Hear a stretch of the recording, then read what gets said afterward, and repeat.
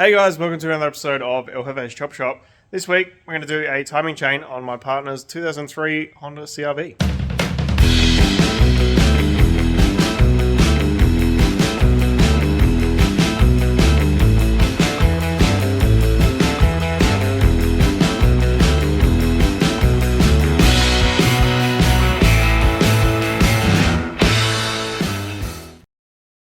So this thing's got a bit of a problem.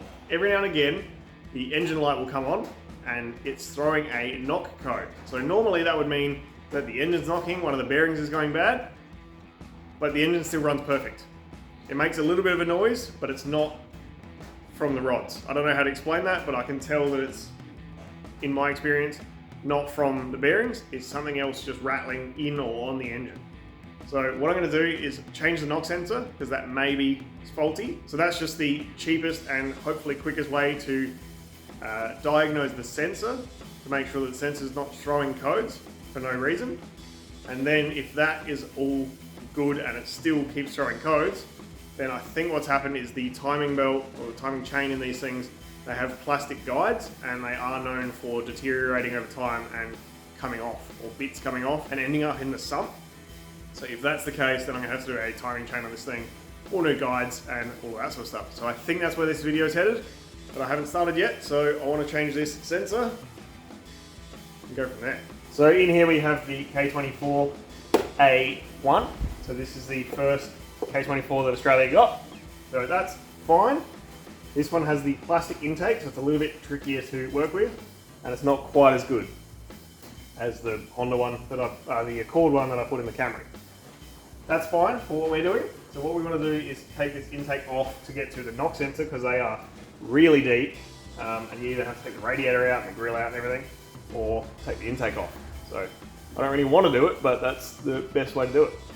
So cover off, hopefully just unbolt the intake and just slide it forwards a little bit, and I can get in there with a pair of pliers or a shifter or whatever I need to get in there and undo the sensor.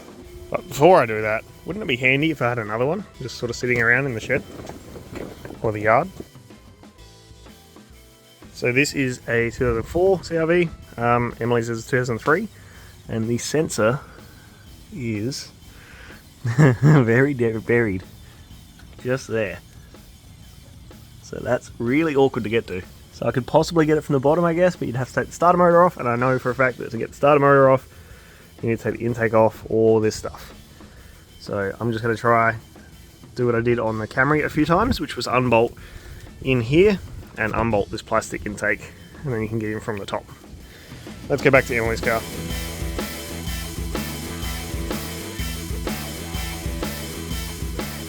So I've unbolted most of the intake. There's a bunch of hoses and clips over here that are holding it all together. The coolant does run through the throttle body, so I've had to disconnect that. So we'll have to top that up again. So I'm hoping I can probably just remove this rad support because it is a bolting guy. And then I should be able to roll the intake forwards enough to get to that bottom pipe and also pull it out the top. Probably don't need to take this all the way out, but I'm trying to make my life a little bit easier.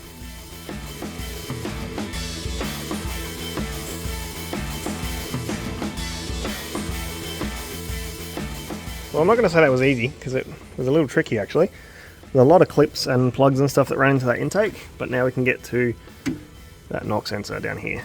So should be able to just press in the tab and pull it off. So now I'm going to get tools on that and get it out of there. And there we have the knock sensor removed. Now this one looks nice and clean, so I don't know if that makes any difference to how it works, but I'll go get the other one off the other CRV and put all this thing back together. As always, trying to save 5 minutes made my life harder. So with the donor car, I went in from the bottom and used a big socket and stuff and just ripped it straight off without trying to get the intake off, and I snapped the sensor. So it should still work because the terminal is there. So what I'm going to do is clean all this up and just glue it back together because this is a temporary thing. If this one also throws a code, then we know it's the timing chain guides. If this one doesn't throw a code, then it's the sensor. And then, well, this one will probably live on, I guess, until it stops working again. I'll glue this back together and get all this back once this is done. So I've given it a bit of a clean up with the wire brush and then just covered it in super glue and plugged it back together. So I'll leave this for 20 minutes or so and chuck it back in.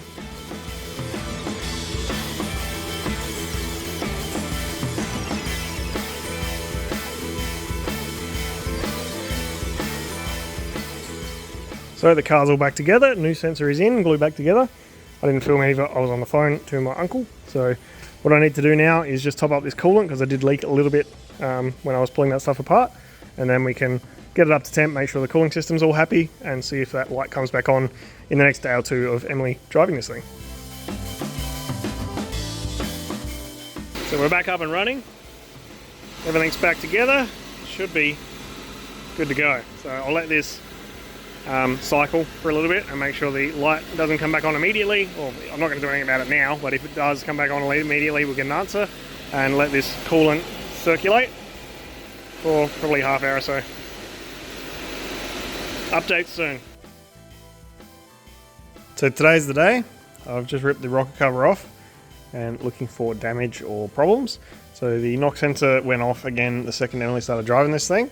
So I've ordered a timing chain kit and have most of it. So what I think has happened is one of these guides down in here, these orange brown guys, they apparently can get like slapped by the chain, worn out and fall into the sump or fall away. Then also the chain can stretch a little bit over time. Given this has got 240-ish thousand Ks on it, the chain could have stretched, so everything could be a bit rattly, and I think that's what the problem is. So I've just ripped the rocker cover off to make sure that everything looks pretty happy and there's not like something glaringly obvious, which I cannot find, which is nice. So now what I want to do is start taking these front covers off, take all the sensors off, probably going to get rid of this power steering hose because it's driving me crazy already. And then I hope I don't have to take the sump off because I just looked and the subframe is in the way. So that'll be fun. Drain the oil because I thought there might be some chunks in there. I haven't found anything yet, so it's all looking pretty good. I just gonna have to keep digging until I find problems and replace this chain, and then hopefully it's all fixed.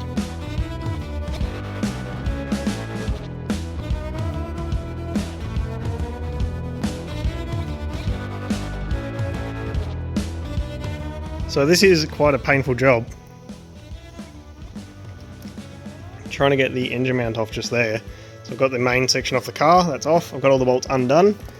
One bolt I had to jack the engine up, and then the next bolt you can't get out. So I don't know if the engine has to come up a whole bunch more, which seems like a pain in the bum because you'd have to loosen everything else off, or if that's not supposed to come out like that and it's supposed to go in with the timing cover, I'm not really sure. But I can't really get to much, so I'm going to try and do the balancer and just keep ticking along. This is quite tricky. But so far pretty much all I've done is taken the rocker cover off and that engine mount. It's going to take a while. So down in the driver's side guard here, I've taken out the bolts. There's 3 along the bottom, 2 up that side, 2 up that side. So there's probably more, but that's what I've taken out so far. So now I'm going to try and tackle this harmonic balancer. So this is proving a bit miserable. So I can't get the crank bolt undone.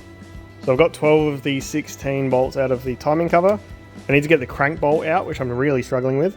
I've got the trans flex plate all locked up, so I can't actually move, so I should be able to get that undone, but my big Milwaukee's not touching it, so that's going to be fun. So I've got 4 more bolts to get out, 10 mils, so I'll just keep working on that, and then I need to really get this harmonic balancer off because I'm struggling. But I reckon this is probably going to be easier if you had taken the subframe out, and you can drop the engine down a little bit. That'd probably make life a little bit easier, because I can't get this engine mount out either because the bolt's hitting the chassis rail. So if I come up, I'm at the point where everything's binding and it won't come out. So if you length it all down, you could probably get it out. But yeah, it's all a bit tricky having not worked on these all that much, especially timing chains. This is a pain. So I'm not proud of how I've done it, but I've got the harmonic balancer off. So I put a breaker bar on there with a socket, big long piece of pole, put it on the ground and cranked the car over.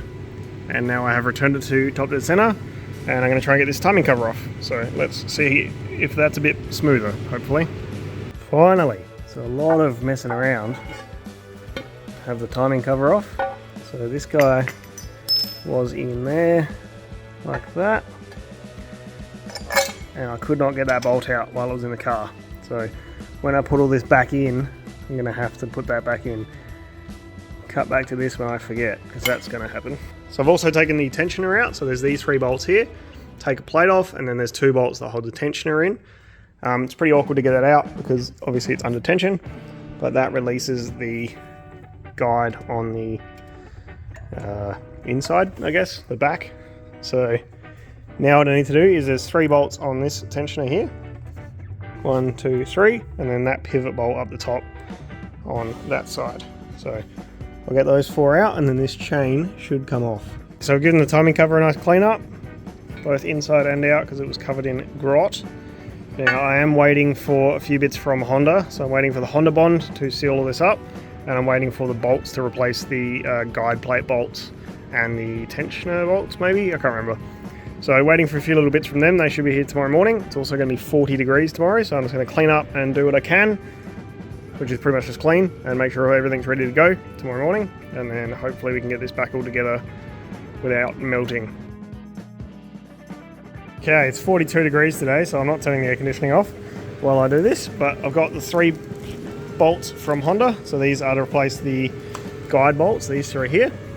I've got the tensioner bolt, or the pivot bolt, which is to replace this guy just here, and then I have a tube of Honda bond, liquid gasket, and a seal. So it's all ready to go back together. You can put the chain on and everything, and then I did remember that I didn't show this, so there is 5 bolts up this side, 1, 2, 3, 4, and that one up the top. There's 3 for this bracket, obviously. There's 1 in the middle, and then 1 for the sensor. And then there's 1, 2, 3, 4, 5, 6, 7 down this side. And then these 3 are for the tensioner. So when you're digging in, that's what you need to be looking for. And these bolts are different lengths, so just try and keep track of what goes where. Once you get to this stage, there's different thicknesses, so you should be able to work it out. So I'm going to try and put this chain on and see how we go. So I've got that guide on with the 3 new bolts, and I've Loctited that into place. Now I need to try and fight this timing chain into place, and then try and get that other guide on over there.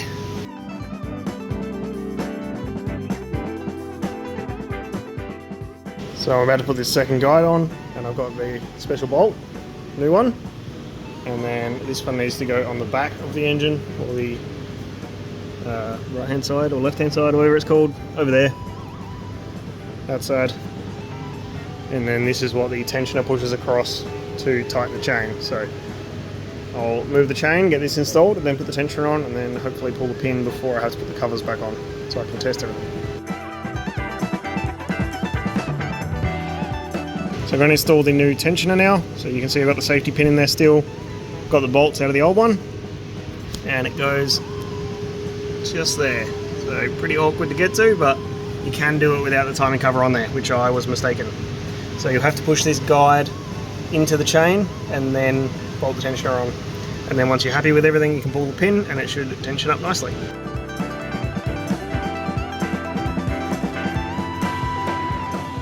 So after checking the timing chain and marks a million times, it seems pretty good and happy. So now we're on to the front cover.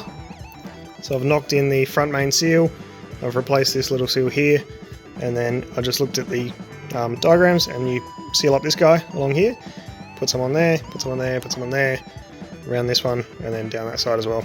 And then try and fish that whole thing in while it's got gasket glue on it, and get in there. So this cover's pretty much ready to go on. I just have to put the glue on first. We just wanted to make sure we had all the right bolts. So it's long bolts on everything here, and then we've got 3 short ones for the bottom and 1 short one for here. So that should be good to go. And then this sensor has its own bolt, and then there's a sensor bolt, or bolt near that sensor as well. So these are all the same length. There's 2 that are a bit thicker, so they go in a special spot. I haven't worked that out yet, but that's where you're at. So we've got the front cover all bolted back up, all 16 bolts. Put the sensors back in. Got this top guide back on. So now we're going to go get some dinner, because it's like 10 o'clock already, and then I'll come back in here, flick the aircon back on, get this buttoned up. I forgot to get a belt today, and I also didn't get any oil, so I can't start this up tonight anyway, but I'll keep tinkering, get it ready, chuck that belt on tomorrow morning, and start her up. So I've done a terrible job of filming. It's currently about 11 o'clock at night. It's cooled down for the day, which is nice. So we've got the chain back on, tensioner is back on, pulled the pin, everything's all lined up, all the timing marks match, everything's all good there. Now, I'm not going to go into that because I'd rather you guys look it up yourselves and take that risk yourself, because this is obviously quite important.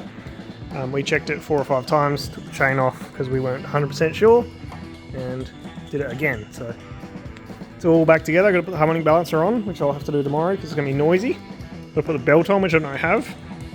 Power steering, which I can't do until the belt's on. So the only thing I can do right now is the rocker cover, the coils and the spark plugs. So I'll do all that and then call it here for tonight, and I can do the rest in the morning.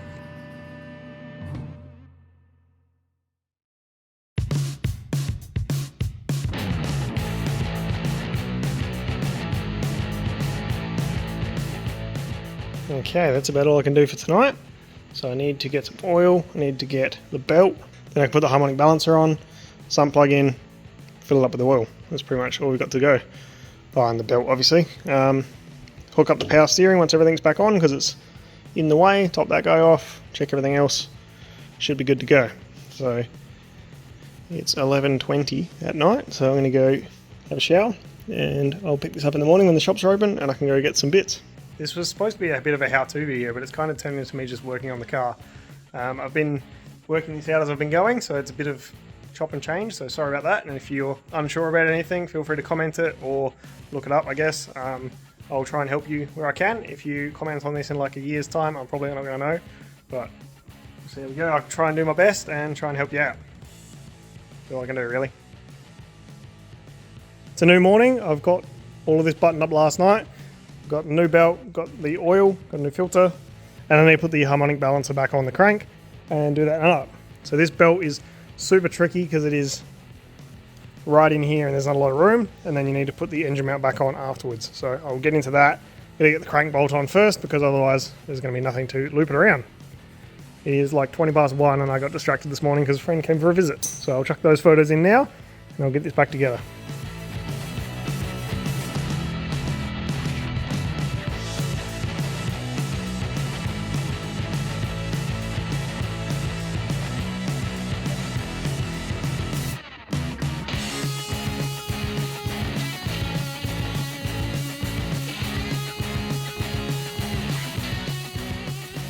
Okay, so I've got the balancer on, got this drive belt back on, which is an absolute nightmare.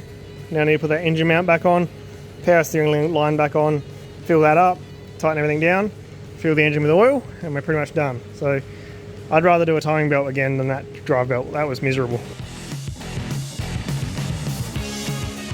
So all back together, got the oil all topped up, got the belt back on. This belt was a huge pain in the bum. I've got one more cover to put on, but I'm going to leave that off for now.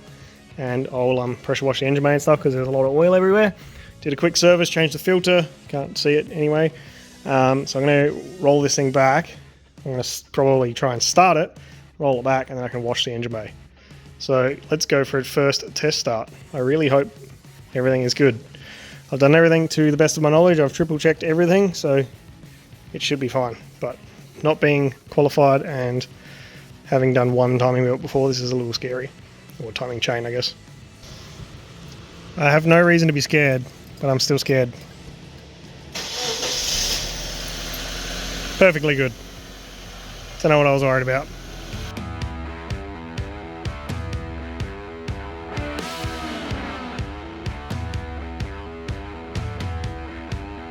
So far, so good.